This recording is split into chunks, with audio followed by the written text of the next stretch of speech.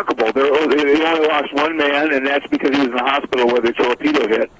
And the fact that it didn't erupt in flames, and equally remarkable, many of them blamed the sinking on the fact that there was a significant thunderstorm going on, and the lightning was silhouetting the freighter in the night sky, and they think that's why Johann Moore and the U-124 spotted it and sank it.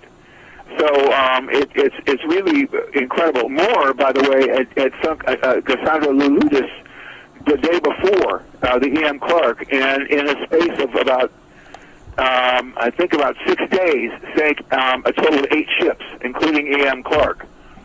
And his report back, his official action report, ranks as being somewhat unique in that it's a poem. It's the new moon night is black as ink.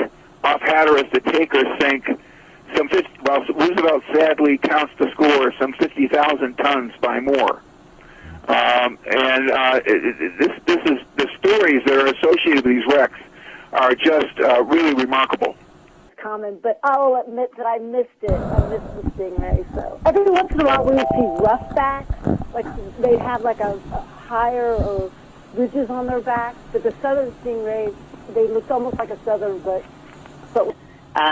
how different fish are able to exist up in the water column versus those that may feed closer to the bottom. So what are their adaptations that enable them to take advantage of those very different areas within the water? Yeah, great perspective on that Stingray. Chris Taylor, would you be able to share some of what we currently know about sand tiger sharks and how sometimes they are surrounded in balls of fish? You have an analogy that you commonly like to use to describe that. Hoping you can share that with the group today. Yeah, thanks for that, Avery. Yeah, it's curious. It's a curious phenomenon that we observe with large sand tiger sharks in particular.